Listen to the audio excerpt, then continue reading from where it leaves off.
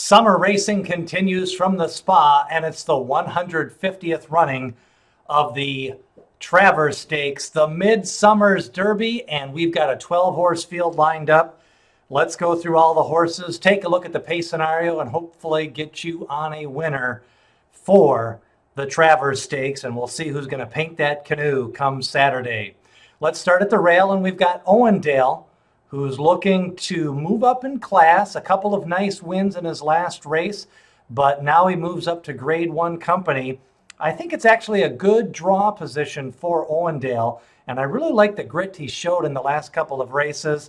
He's shown a good running style. He ran wide against the bias in the Preakness Stakes, and then in the Lexington Stakes, which was probably his best career race, he came from off the pace with a swooping wide move, kind of into a moderate pace that day, and kind of outdueled another twist of fate to the wire. So Owendale, definitely a contender. On my morning line, I'd put him about 7-1 with a chance at maybe the upset. Meanwhile, from the second post position, one of the favorites, Code of Honor, big win in the Dwyer Stakes. But looking back at that, you got to kind of question that field.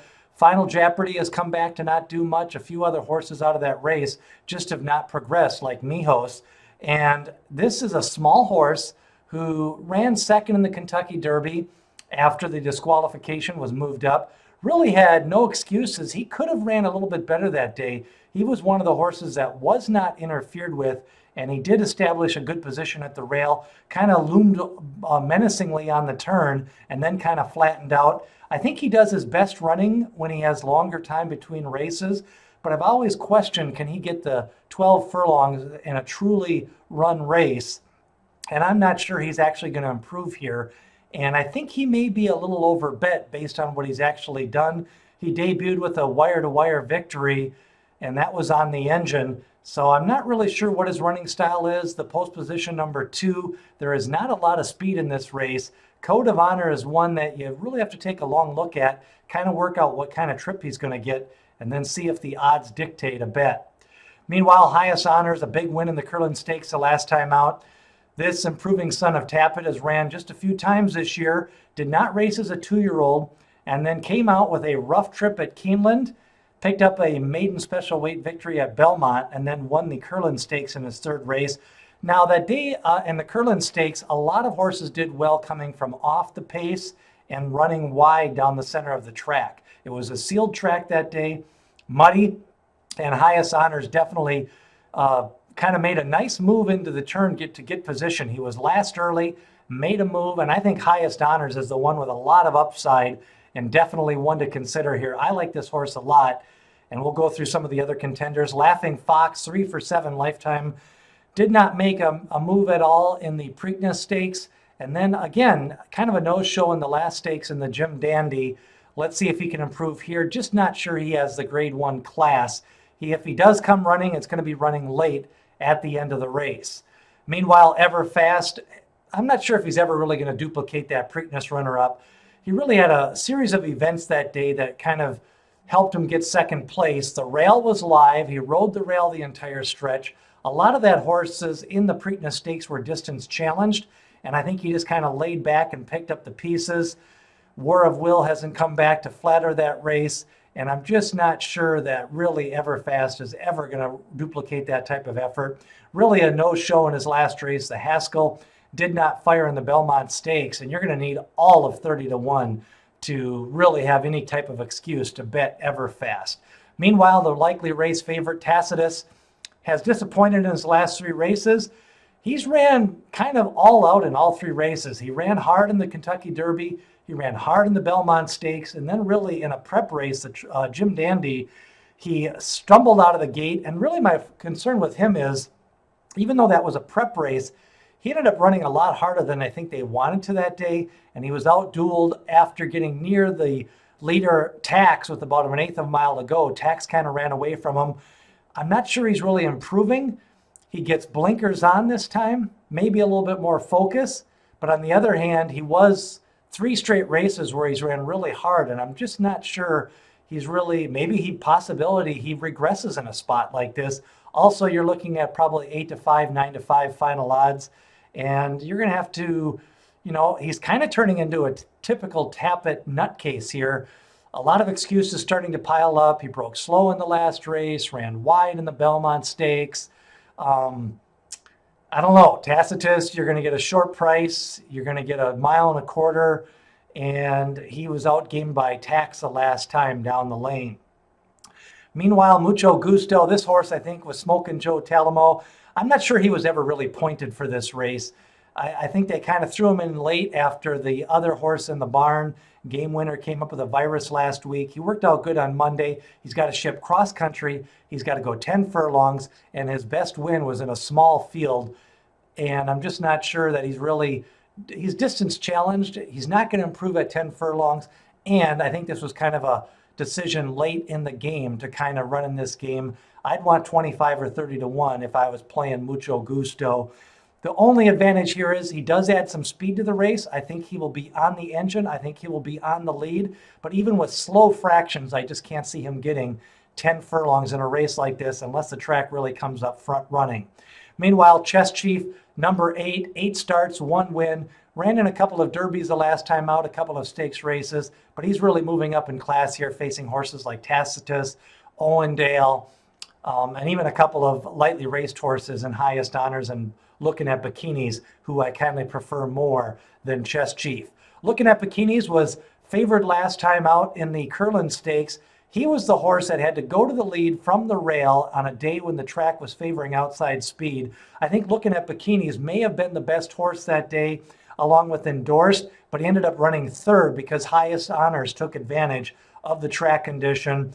So looking at Bikinis, definitely can improve. He's only had 3 lifetime races. He was bet down in his last race. So I think you want to take a long look at looking at Bikinis.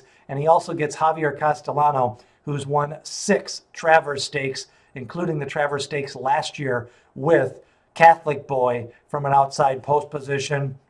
Definitely a live long shot in the Midsummer's Derby with looking at Bikinis. Meanwhile, Scabs Are Cool, 4-length win in a maiden race the last time out.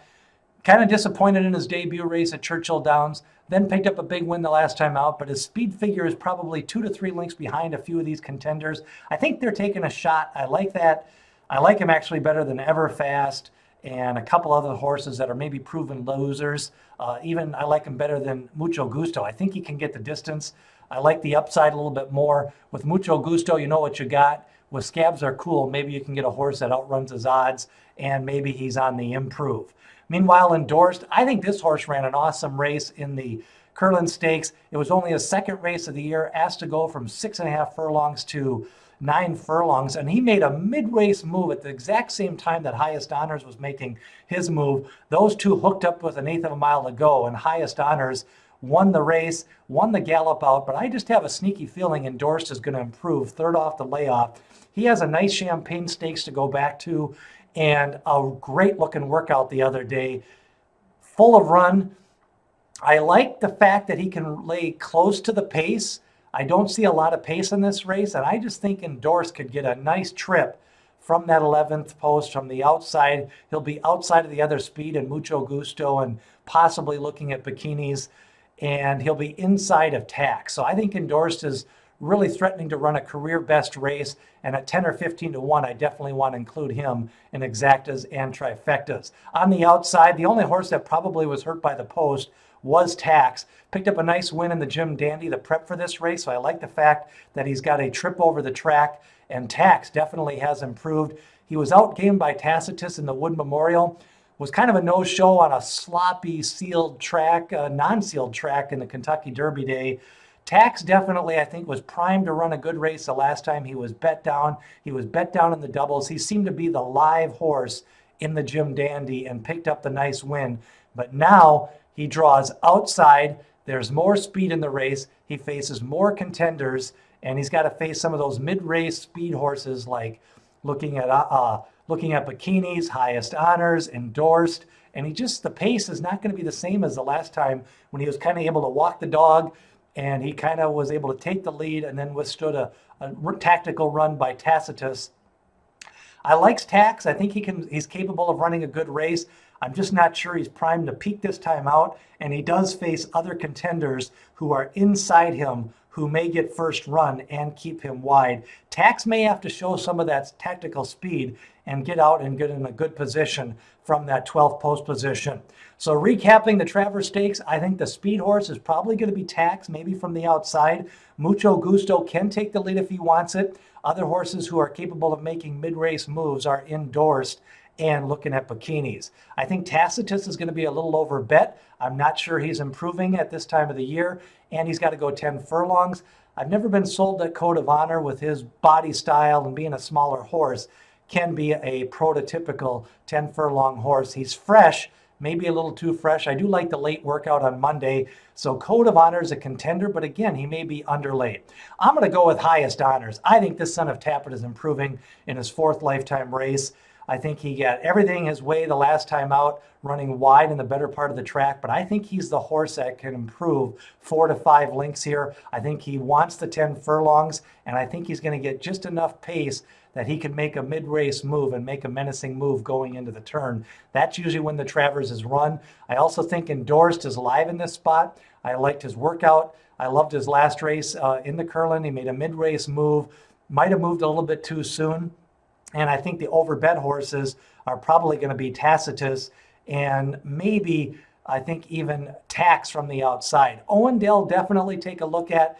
7 or 8 to 1, definitely worth including in a pick 4 or maybe even a double. So I'm going to go Highest Honors, then I'm going to go Endorsed, and then I'm going to go Owendale. It's a good running of the Travers Stakes. I think we're going to find out who the best horses in training are. I think we're going to find out who the best horses improving are. We've got other previews coming up from the Forgo Stakes. So remember, more subscribers equals more videos. And I thank everyone for subscribing. Make sure to leave a comment. Who do you like in the Travers Stakes? And share these videos as we get closer to the Breeders' Cup. We'll also have some previews of the Forgo and the Personal Ensign. It's a great Midsummer Derby. Runhapy all day long. From the Spa, the Travers Stakes 2019.